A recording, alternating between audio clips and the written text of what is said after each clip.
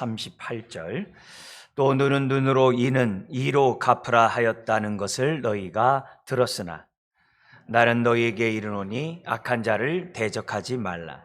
누구든지 내 오른편 뺨을 치거든 왼편도 돌려대며 또 너를 고발하여 속옷을 가지고자 하는 자에게 겉옷까지도 가지게 하며 또 누구든지 너로 억지로 오리를 가게 하거든 그 사람과 심리를 동행하고 내게 구하는 자에게 주며 내게 꾸고자 하는 자에게 거절하지 말라. 또 내 이웃을 사랑하고 내 원수를 미워하라 하였다는 것을 너희가 들었으나 나는 너희에게 이르노니 너희 원수를 사랑하며 너희를 박해하는 자를 위하여 기도하라. 이같이 한즉 하늘에 계신 너희 아버지의 아들이 되리니 이는 하나님이 그 해를 악인과 선인에게 비추시며 비를 의로운 자와 불의한 자에게 내려 주심이라. 너희가 너희를 사랑하는 자를 사랑하면 무슨 상이 있으리요? 세리도 이같이 아니하느냐? 또 너희가 너희 형제에게만 무난하며 남보다 더하는 것이 무엇이냐? 이방인들도 이같이 아니하느냐? 같이요. 그러므로 하늘에 계신 너희 아버지의 온전하심과 같이 너희도 온전하라. 아멘. 오늘 말씀의 제목은 5번째 복인 긍휼히 여기는 자는 그들이 긍휼히 여김을 받을 것이며 라는 그 말씀에 따라 긍휼히 여기는 자들의 삶이라는 주제로 말씀을 나누기를 원합니다. 이 특별히 우리가 하나님의 긍휼을 받은 자로서 우리는 긍휼을 베푸는 자가 되어야 돼요. 긍휼을 베풀므로 하나님의 의가, 하나님의 나라가 세상에 드러날 수 있도록 해야 하는 것이 저와 여러분들입니다. 10,000달란트 받은 자로서 이 땅에서 벌어지는 100데나리온과 같은 그런 많은 것들을 용서하고 탕감해 줌으로 하나님의 의가, 하나님의 나라가 우리가 드러나도록 하는 그런 삶을 살아야만 합니다. 여러분, 긍휼이 어떤 단어라고 그랬죠? 히브리인들에게는 어머니의 자궁에서 나온 단어가 긍휼이에요. 태중에 있는 아이를 향한 엄마의 마음이 하나님이 우리들에게 갖고 있는 마음이에요. 그리고 그런 긍휼함을 입은 저와 여러분들이 동일하게 태중에 있는 아이를 긍휼히 여기듯 모든 사람들에게, 특별히 예수님은 악한 자들에게, 더 나아가 원수들에게도 하나님의 그 긍휼함을 보여야 한다는 것이 오늘 말씀의 내용입니다. 그렇기 때문에 기본적으로 모든 엄마는 자녀들에 대해서 용서할 마음을 기본적으로 갖고 있는 것처럼 그 하나님의 긍휼함을 입은 저와 여러분들은 기본적으로 사람들에게 용서하고자 하는 마음을 갖고 있어야 돼요. 그리고 때가 되면 하나님의 긍휼함을 드러내야 한다는 것이 성경의 가르침입니다. 히브리인들이 성경을 해석한 그 미드라시에도 하나님이 세상을 창조할 때 2가지로 창조했대요. 공의와 긍휼함으로. 만약에 공의로만 세상을 창조했다면 질서만 있겠죠. 법칙만 엄격하겠죠. 그러나 긍휼함이 있기 때문에 따뜻함이 있죠. 만약에 긍휼함만 가지고 이 세상을 창조했다면 또 어떻게 됐을까요? 무질서하겠죠. 사람들은 방종에 이르겠죠. 그런 의미에서 하나님이 이 세상을 창조하고 운행하는 것이 공의와 긍휼이라고 한다면 저와 여러분들의 삶 속에서도 이 긍휼함이 넘치는 삶이 되도록 해야 하는 거죠. 우리가 히브리인들이 자녀들을 양육할 때 긍휼을 그 인격 발달에 굉장히 중요한 요소로 삼아요. 왜냐? 하나님 닮으라고. 그리고 하나님의 의를 드러내라고. 그래서 히브리인들은 자녀들에게 이 긍휼에 관한 이 성품을 닮아가도록 하는 것이 굉장히 중요한 강조점인 것을 보게 됩니다. 그러면서 뭐라고 했냐면 그들의 그 안식일에 관한 그 조항에서도 보면 긍휼함이 없으면 하나님으로부터 아무것도 기대할 수 없다 그랬어요. 기도를 하더라든 우리가 뭘 하든지 하나님부터 돌봄을 받을 수 있는 긍휼함을 받을 수 있는 그 어떤 것도 없다라고 얘기합니다. 그래서 이 긍휼함을 구체적으로 삶 속에서 드러나기 위해서 두 가지를 해요. 두 가지가 있는 게 뭐냐면 용서하는 삶, 그리고 구제를 통해서, 용서와 구제를 통해 하나님의 긍휼함을 흘려보낼 것을 성경 강조하고 있고 히브리인들은 교육하고 있는 거죠. 그래서 히브리인들이 안식일 날 예배를 드리면서 가정 헌금을 할 때 그 돈을 구제비로 쓴다는 거 아닙니까? 주일 그날 그 헌금을 가지고 부모와 자녀들이 구제하는데 그 돈을 어려서부터 훈련시킨다. 그게 하나님의 긍휼함을 드러내는 거죠. 그리고 용서도 마찬가지예요. 베드로가 예수님에게 얘기했죠. 3번씩이라도 할까요, 용서를? 아니면 7번이라도 할까요? 물론 그 당시에는 3번 랍비들이 얘기했지만 베드로는 이제 7번까지 인심을 쓴 거죠. 그러나 70번씩 7번이라고 나도 용서하라고. 왜요? 용서에는 숫자가 없거든요. 우리는 이런 말 많이 해요. 내가 2번 참았어. 3, 4번 안 돼. 한 번 더 그럼 나 더 못 참어. 그건 긍휼함을 나타내는 마음이 아니라는 거죠. 우리들이 하나님의 긍휼함을 입은 저와 여러분들은 하나님이 나에 대해서 갖고 있는 긍휼함을 생각하면 돼요. 은혜라는 말은 우리에게 좋은 감정을 갖는다는 게 은혜예요. 근데 긍휼함은 우리가 하나님의 뜻에 벗어나고 하나님 앞에 불순종하고 정말 이 땅에서 의의 삶을 살아가지 않음에도 불구하고 우리를 정말 용서하시는 그 마음이 긍휼이거든요. 우리가 하나님으로부터 긍휼함을 받는 게 얼마나 많아요. 얼마나 풍성해요. 근데 우리는 10,000달란트 받은 자로서 100데나리온 빚진 자에게 인색해요. 그리고 생색을 내요. 그거는 하나님의 긍휼함을 입은 사람, 소금과 빛된 삶을 살아가는 사람의 삶이 아니라는 거죠. 바리새인과 서기관보다 더 나은 의의 삶을 살지 못하면 천국 못 간다고 그랬어요. 바리새인과 서기관들의 의는 뭡니까? 인색하고 생색내는 거거든요. 오늘 우리들이 몇 번 용서해줬다? 내가 더 이상 못 찾겠다? 이런 것은 세상적인 얘기고 이방인의 얘기고, 오늘 우리가 팔복의 축복을 누리고 무엇보다도 우리가 속량함을 입어 하나님의 정말 자녀가 된 저와 여러분들이 정말 우리들이 이 땅에 살아가면서 하나님 나라를 드러내려면 다른 게 아니라는 거죠. 무엇보다도 긍휼함을 베풀 수 있는. 그래서 차가우면 안 돼요. 사람들 앞에 이렇게 냉랭하면 안 돼요. 부드러워야 돼요. 친절해야 돼요. 항상 하나님이 우리에게 갖고 있는 그런 열린 마음, 언제든지 주님 품에 안기고 싶어하는 마음을 갖도록 빨리 우리가 자라가야 돼요. 저는 이렇게 태어났기 때문에 안 돼요. 이렇게 살지 않으면 이 세상 살아갈 수 없어서 안 돼요. 하도 못된 사람이 많기 때문에 내가 공의로 맞대응해야 돼요. 그게 아니라 기본적인 우리들의 마음이 용서와 구제하는 이런 마음을 저와 여러분들이 가져야 되는 거죠. 우리가 마태복음을 지금 배우면서 주제가 뭐예요? 왕이시며 정말 참된 선한 목자이신 예수 그리스도에 대해서 배워요. 선한 목자가 뭐예요? 긍휼의 목자시거든요. 그래서 마태복음에서는 이 긍휼에 대해서 너무나도 중심 주제를 우리들에게 가르쳐줘요. 마지막 백보자 심판이 뭐예요? 판단 기준이 뭐예요? 긍휼을 베풀었냐 안 베풀었냐. 소자에게 물 한 그릇을 주는 긍휼을 베풀었냐 안 베풀었냐에 따라서 천국과 지옥이 나눠지거든요. 주님의 삶이 긍휼함이고 주님이 우리들에게 긍휼함을 베푼 것은 긍휼함을 통해서 하나님의 의를 드러내라는 거죠. 자기 의가 아니라.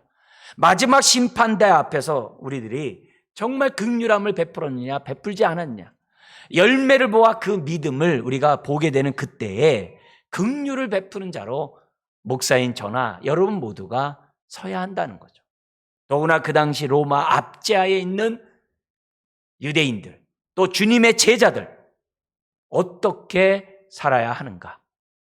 긍휼함을 입은 자로서 긍휼함을 베푸는 그런 삶을 살아야 한다는 것이 산상수훈이에요.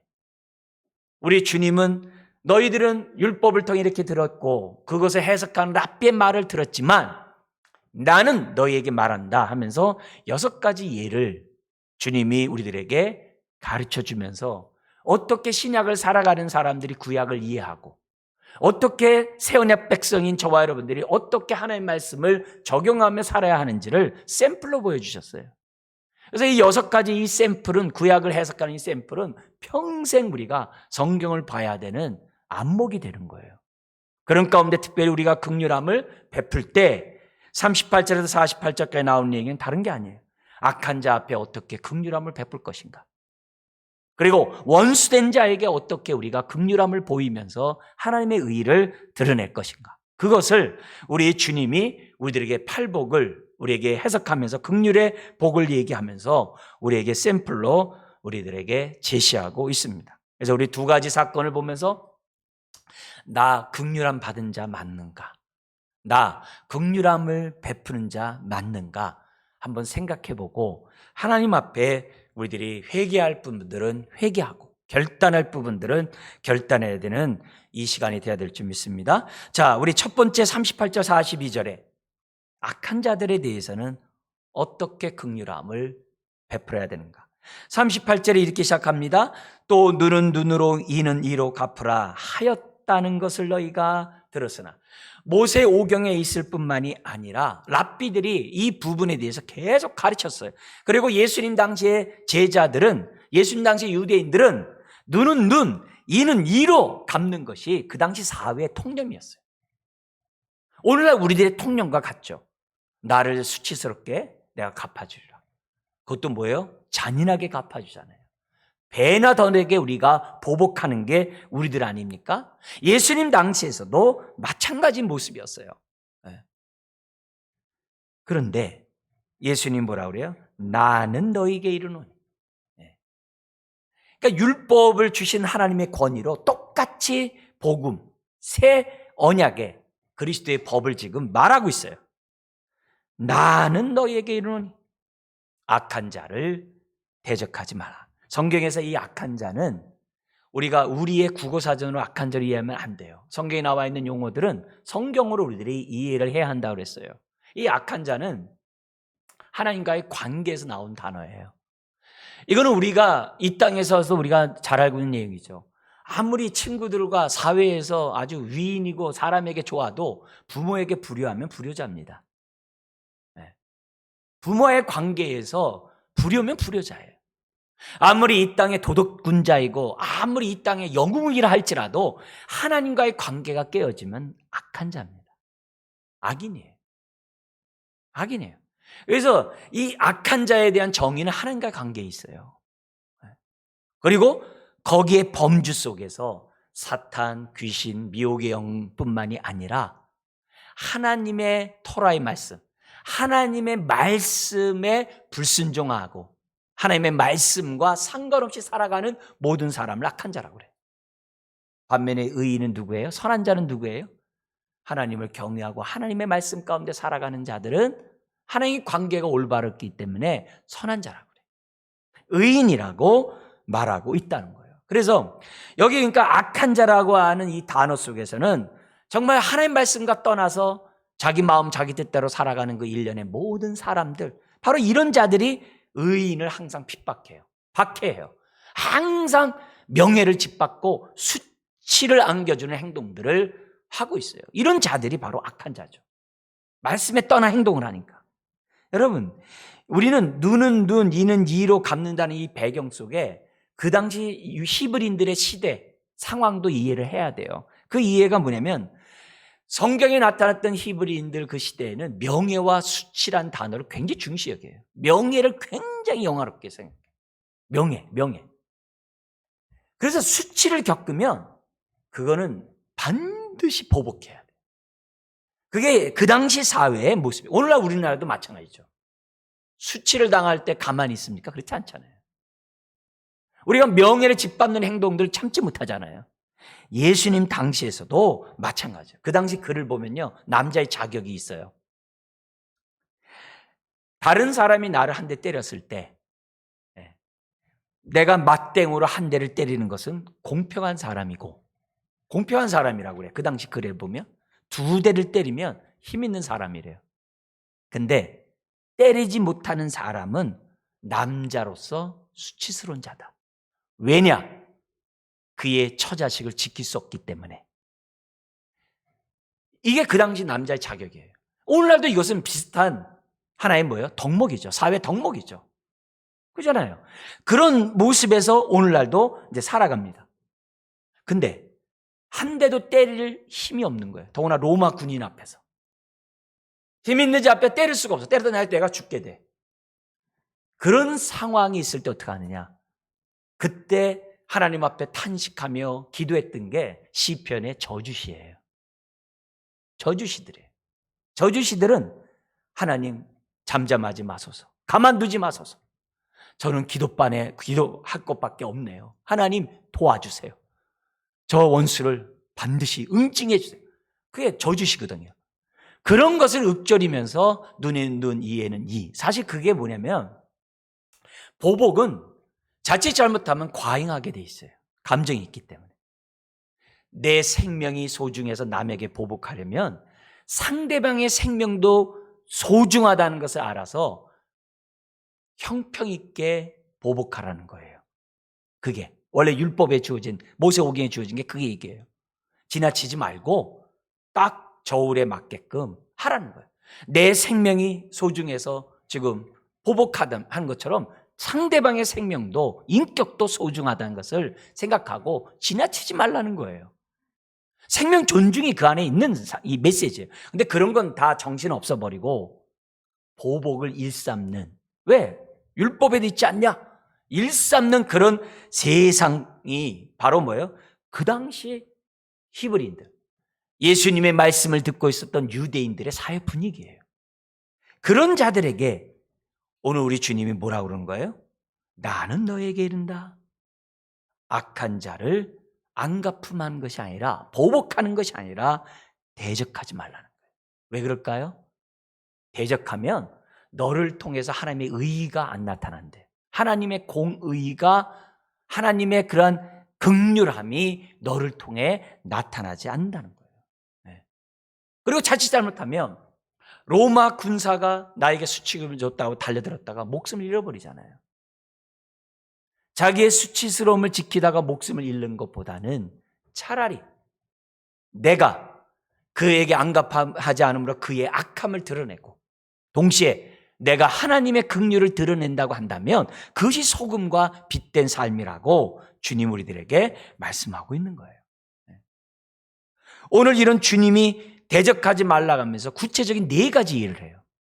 어떻게 대적하지 않는 것이 긍휼함을 베푸는가? 그것도 악인에게.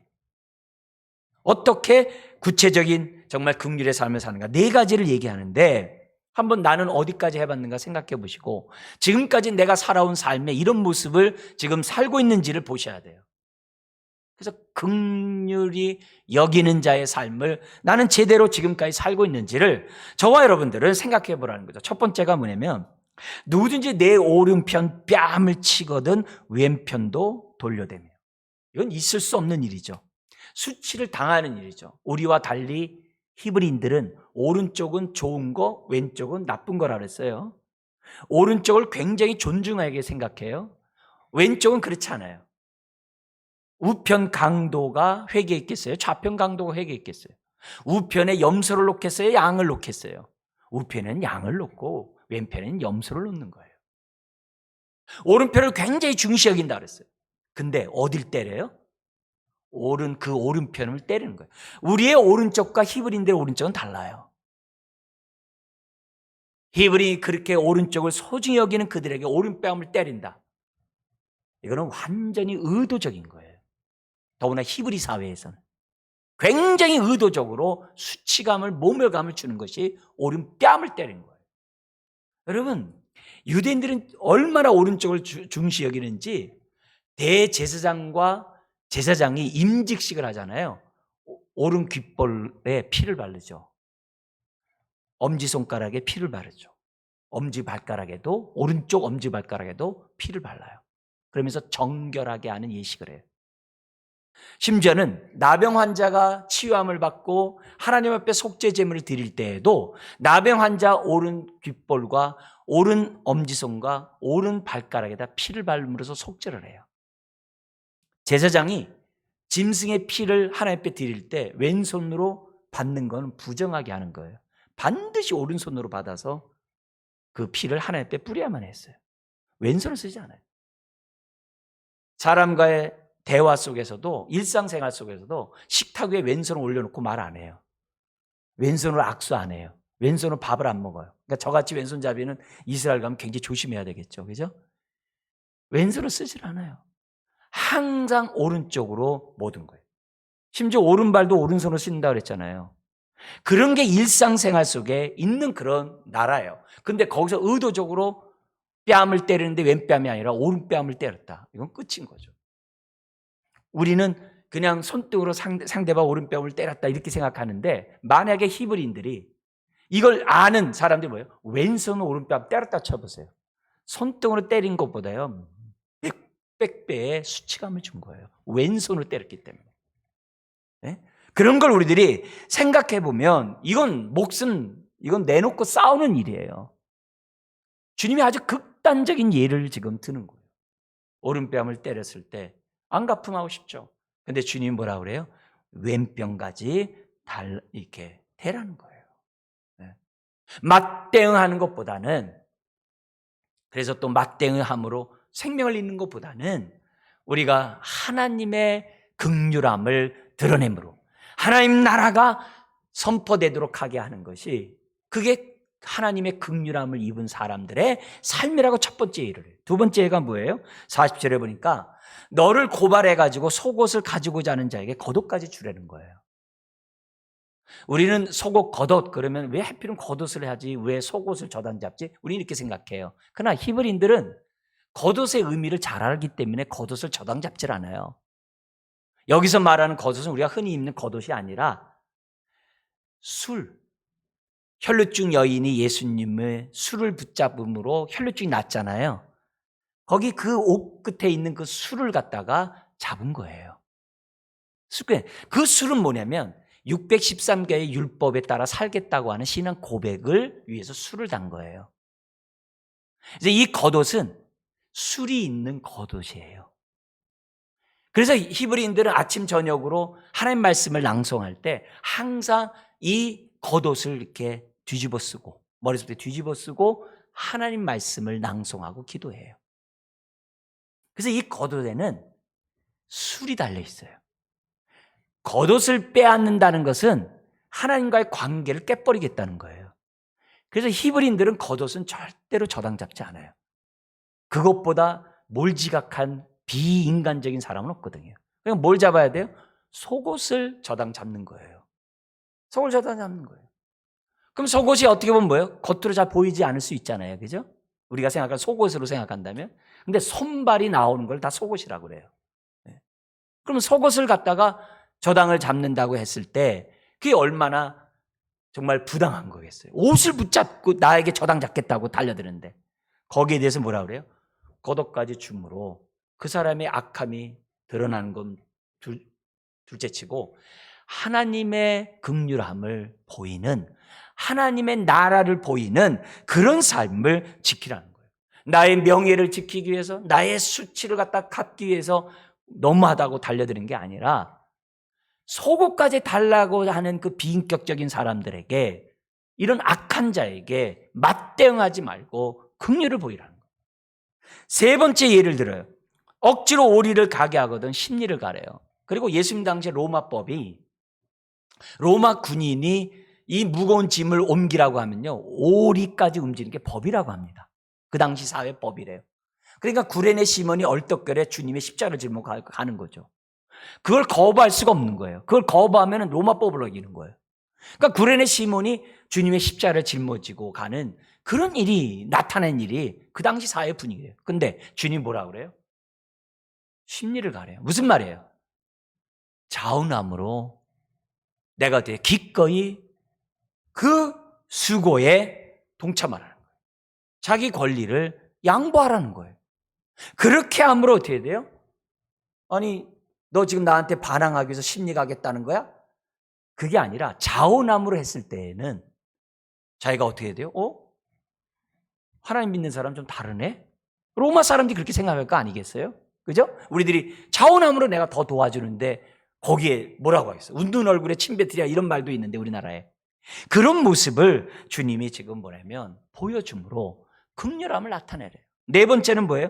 내게 구하고자 하는 자에게 주면 내게 꾸고자 하는 자에게 거절하지 말라. 이 꾸고자 하는 단어가 뭐냐면은 아주 간절히 지속적으로 긴급하게 구할 때, 그러니까 여기 뭐냐면 꾸고자 하는 단어예요. 그 단어가 지금 생략되어 있습니다만 꾸고자 하는 단어가 아주 긴박하게, 그것도 지속적으로, 예.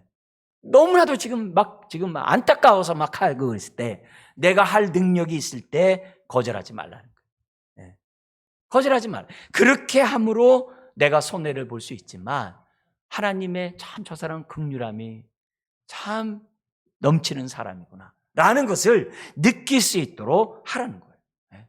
그 구하는 자가 악한 자이고 억지로 오리를 가는 자가 악한 자고 심지어는 속옷을 갖고자 하는 악한 자라 하고 오른 뺨을 때리는 악한 자라 할지라도 긍휼함을 보이라는 거예요. 다른 게 아니에요. 하나님 나라를 경험했느냐? 하나님 나라를 보여주라는 거예요. 그게 주님이 저와 여러분들에게 요구하는 거예요. 앞에 메시지가 뭐예요? 바리새인과 서기관보다 더 나은 의의 삶을 살지 않으면 천국 못 간다고 그랬어요. 바리새인과 서기관들의 의는 자기 의예요. 인색하고요, 생색내는 의예요. 내가 도와줬다, 내가 용서해줬다, 생색내는 의예요. 그거는 마음으로 하는 의가 아니에요. 이런 모습으로는 우리가 하나님 나라를 이 땅에 실현할 수 없고 정말 이 어두운 이 세상 속에서 하나님의 자녀다움의 삶을 살아갈 수 없다는 게 주님의 가르침이에요. 누가 이렇게 사는 수 있는가요? 그렇게 따질 게 아니라 내가 10,000달란트 받은 자인 줄 먼저 생각하라는 거예요. 이 땅에서 벌어지는 것들은 다 100데나리온에 불과한 거예요. 내가 정말 성량함을 입은 하나님의 자녀인지를, 하나님 나라가 내 안에 있는 사람인지를 너의 긍휼함을 통해 보여주라는 거예요. 그게 우리에게 첫 번째 예를 들면서 악한 자에게 나타난 긍휼함이에요. 두 번째가 뭐냐면 원수에 대한 긍휼함이에요. 원수를 향한 긍휼한 마음이 나에게 있냐 이게. 근데 이 긍휼함이 피상적으로 하거나 하나님 말씀이기 때문에 억지로 지켜야 되기 때문에 하거나 그러면 안 된다는 거예요. 이 여기 나오는 3절에서부터 나오는 이 원수를 사랑하는 이 마음은 뭐냐면, 이 명령은 마음으로 긍휼을 베풀어요. 마음으로부터 우러나와서 한 걸음 더 나가서 긍휼을 베풀어요. 정말 십자가의 은혜가 필요한, 이것을 우리가 실천하려면 얼마나 하나님 십자가 밑에서 울어야 될지 몰라요. 네? 그러고 싶지 않은데 해야 되니까 얼마나 울어야 될지 몰라요. 그렇지만 결국은 우리가 정말 긍휼함을 입은 자로서 이 말씀에 순종하는 자가 의인이고 그런 자가 하나님을 사랑하는 자라는 것을 성경은 오늘 본문에서 가르쳐주고 있어요. 여기 보면은 43절, 44절 우리 한번 같이 한번 읽어볼까요? 또 내 이웃을 사랑하고 내 원수를 미워하라 하였다는 것을 너희가 들었으나 나는 너희에게 이르노니 너희 원수를 사랑하며 너희를 박해하는 자를 위하여 기도하라. 네. 여러분, 요 메시지 43절 내 이웃을 사랑하고 내 원수를 미워하라. 원래 이 성경 규절에 이게 없어요. 원수를 미워하라는 말이 없어요. 왜냐하면 이 규절이 어디에 있냐면 레위기 19장에 있는 말씀이에요. 레위기 19장 17, 18절의 말씀을 한번 제가 여러분들에게 읽어드릴게요. 한번 잘 이 본문을 보면서 생각해 보세요. 너는 내 형제를 마음으로 미워하지 말며 내 이웃을 반드시 견책하라. 서로 권해가지고 올바로 잡아라. 그러면 내가 그에 대하여 죄를 담당하지 아니하리라. 원수를 갚지 말래요. 동포를 원망하지 말며 내 이웃 사랑하기를 내 자신과 같이 사랑하라. 나는 여호와니라. 그 규절 가운데 한 부분만 딱 떼다가 이웃을 사랑하고 원수를 미워하라. 근데 유대인들의 이웃은 자기 동포가 이웃이에요. 왜냐하면 아브라함과 이삭과 야곱의 다 후손들이잖아요. 이스라엘의 이웃은 자기 형제며 동포가 이웃이에요. 그런데 이방인은 이웃이 아니에요.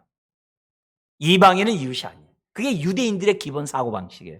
거기에 대해서 우리 주님이 제자라고 한다면, 새 언약 백성이라고 한다면 이방인이 이웃이라고 말하고 있는 거예요. 지금 그 얘기를 지금 하고 있는 거예요. 그러니까 내 이웃을 사랑하고 내 원수를 미워하라. 로마 군인과 같은 사람은 이웃이 아니기 때문에 미워하는 게 뭐예요? 정당한 거예요. 근데 거기에 대해서 우리 주님은 분명히 얘기해요. 원수를 사랑하라고. 그게 원래 율법의 정신이라는 거예요. 하나님 사랑, 이웃 사랑의 정신이라는 거예요. 근데 이 정신을 싹 빼버리고 이웃만 사랑하고 원수를 미워하라는 것을 랍비들이 가르치면서 정당화했다는 거예요. 아니라는 거예요. 아까 레이기에 뭐라고 그래요? 마음으로 내 형제를 미워하지 말래. 마음으로. 이웃 사랑하기도 뭐예요? 마음으로 사랑하라고. 내 몸과 같이 사랑하라고 말씀하고 있는 거예요. 그러니까 긍휼을 베풀 때 사회가 긍휼을 베푸는 사회다. 그 대표적인 게 뭐냐면 구제예요. 그게 이제 6장에 나오죠. 구제를 해야 돼요. 구제를 해야만 의인이에요. 왜냐하면 구제라는 단어가 의인에서 나왔다 그랬잖아요. 구제를 해야 그 사람이 하나님과 올바른 관계를 맺고 있는 의인이고 그게 증명된 게 구제예요. 그러니까 어떻게 돼요? 구제를 의인이라는 평가를 받고 싶어서 구제라는 거예요. 긍휼의 마음으로 구제하는 게 아니에요. 인정받으려고 생색내서 구제하는 거예요. 그건 아니라는 거예요. 그건 바리새인의 의라는 거예요. 그런 모습은 하나님이 오늘 우리들에게 말씀하고 있는 긍휼의 모습이 아니라는 거예요. 마음으로 하라. 마음. 사회 분위기가 그러면 얼마든지 구제하죠. 그러나 속은 자기 자랑이고 자기 과시예요.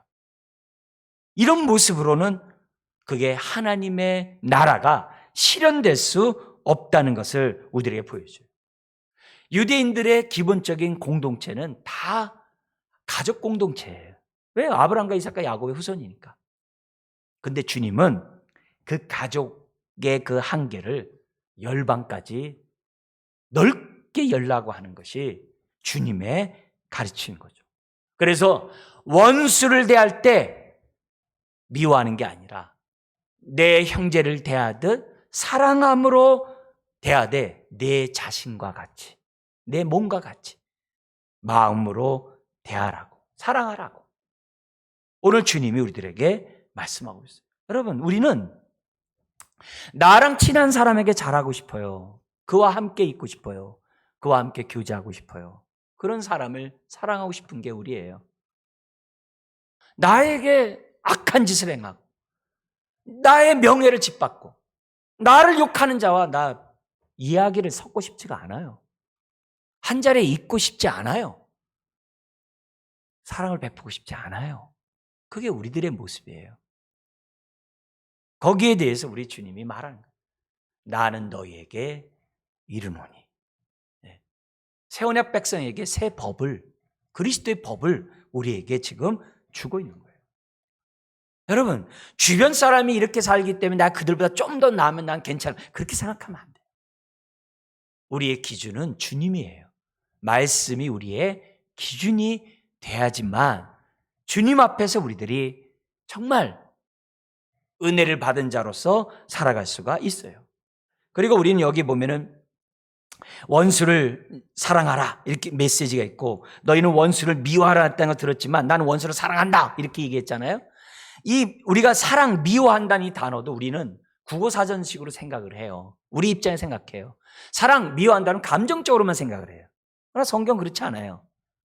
우리 사랑장이라고 하는 고린도전서 13장에 보면은 어떻게 사랑하는가 15가지가 나오잖아요. 15가지 그 사랑하는 방법이 나와요. 거기에 감정이 있습니까?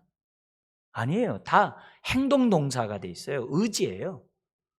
오래 참음에서부터 시작해가지고 오래 참음으로 끝나는 그 15가지 사랑의 덕목이 성경에서 말하는 사랑이 뭔지 정의를 하셔야 돼요.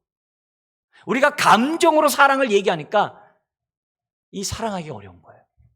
근데 의지로 사랑하면 얼마든지 할 수 있다는 게 성경의 가르침이에요. 여러분, 성경에서 이 사랑하라, 미워하라 이런 단어는요, 다 관계 용어예요. 성경의 정의를 할 때 항상 관계 속에서 해석을 해야 돼요. 예를 들면, 내가 하나님을 사랑한다라는 말은 하나님과의 관계가 친밀하다는 거예요. 그래서 하나님을 사랑하면 하나님의 입에서 나오는 그 말씀에 따라 순종하면서 살아가는 것이 하나님을 사랑하는 자예요. 그리고 하나님을 사랑한다 하면 어떻게 돼요? 하나님과 함께 있는 것을 좋아해야 돼요. 예배를 좋아해야 돼요. 기도하는 걸 좋아해야 돼요. 그게 하나님을 사랑하는 자예요. 사랑하면 함께 있는 게 사랑하는 거예요. 사랑하면 그 안에 거하는 게 사랑하는 거예요. 그게 하나님. 사랑하면 하나님의 입에서 나오는 말씀에 순종하는 거예요. 그게 사랑하는 거예요, 하나님. 사람과의 관계도 사랑이 마찬가지예요. 서로 사랑하라. 감정으로 서로 이렇게 그러하라는 얘기가 아니에요. 서로 사랑하라. 함께 그리스도의 몸을 이루라. 함께 있으라 이게. 함께 교제하라 이게.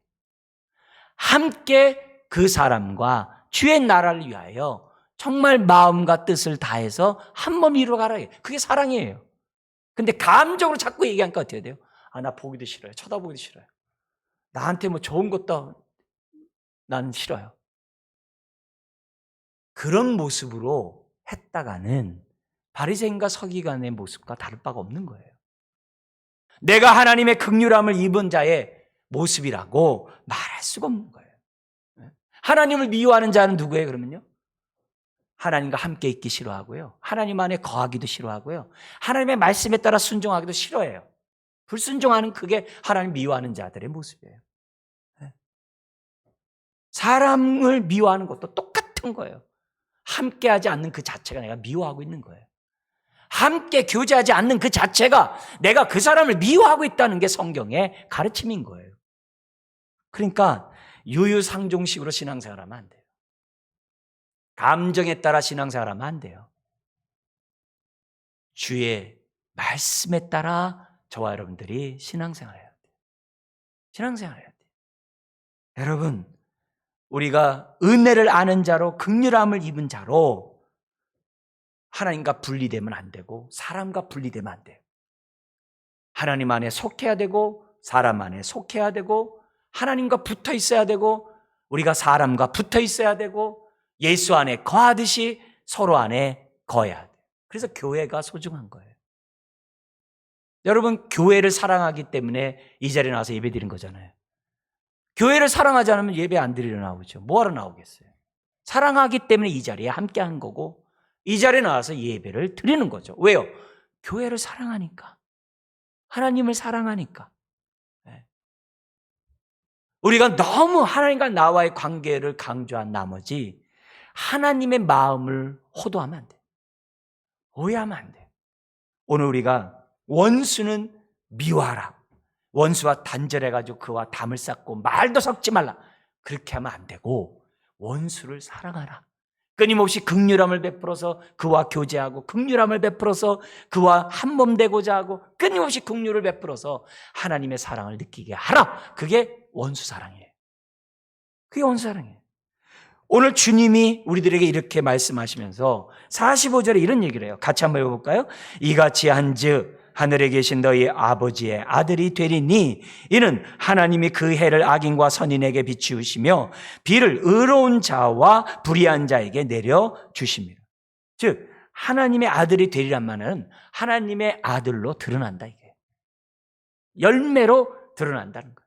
여러분, 우리 하나님이 해와 비를 선인과 악인에게 의로운 자와 불의한 자에게 차별 없이 주세요. 이런 메시지는 오늘 우리들에게 뭘 얘기하는 거예요? 우리도 차별하지 말라 이게. 저 사람이 나에게 좋은 일을 했고 저 사람이 나에게 손해를 입히지 않았기 때문에 내가 사랑을 베풀고 그러지 말고 나에게 악한 자이고 나에게 원수이고 나에게 손해를 끼쳐도 하나님이 악인에게 비와 해를 비추는 것처럼 하나님의 긍휼하심을 공평하게 비추라는 거예요. 태양이 막 가려가면서 비춰주는 게 아니잖아요. 그게 하나님의 긍휼하심을 입은 사람의 모습이에요. 그래서 이 말씀을 보면서 오늘 이 아침에 딱 나의 모습을 보셨어야 돼요. 나는 차별하고 있는 삶을 살았는가? 차별 없는 삶을 살고 있는가? 사람의 앞가림을 하는가, 앞가림을 하지 않는가. 네. 사람들이 나를 대할 때 어떻게 느끼는가. 오늘 우리가 하나님 앞에서 기도하고 하나님 앞에서 몸부림쳐야 될 부분들은 다른 게 아니거든요. 하나님의 은혜 없이는 우리는 차별하거든요. 내 힘으로는 안 되거든요. 그러니까 괴로운 거죠. 네? 그러면서 예수님이 아주 무서운 얘기를 계속합니다. 뭐라고 하냐면 46절에 너희가 너희를 사랑하는 자를 사랑하면 무슨 상이 있으리요 세리도 이같이 아니하느니라. 여러분, 히브리인들 중에서 악인 중에 가장 악한 자가 누구냐면 세리예요. 그 당시에. 근데 삭개오는 세리장이에요. 근데 그 삭개오가 어떻게 돼요? 아브라함의 자녀가 돼요. 왜요? 하나님의 긍휼함을 잊고 자기 재산의 반을 가난한 자에게 주고 남의 것을 토색했다면 내가 4배나 갚겠다고 하면서 긍휼을 베풀었거든요. 그러니까 하나님의 아들이 돼요. 자녀가 돼요. 그 당시에 세리는요, 구원받을 수 없다라고 아주 확실했어요. 더구나 세리장이 구원받지 못하는 건요, 수근수근한 거예요. 근데 그 집에 들어가요, 주님이. 내가 잃어버린 자를 찾기 위해서 왔다라고 주님이 하시면서 들어가요. 그리고 그 삭개오는 어떻게 돼요? 자기의 모든 것을 긍휼함을 받은 자로서 다 나눠요. 네. 근데 우리가 사랑한 자를 사랑한다면 세리와 다를 바가 없냐. 근데 세리보다 더 나쁘죠. 왜요? 우린 이미 하나님의 사랑을 받은 자거든요. 세리는 하나님의 사랑을 받지 않으면서도 사랑하는 자를 사랑하거든요. 근데 하나님의 사랑을 받은 우리가 사랑하는 자만 사랑한다면 세리보다 못한 자가 되는 거죠.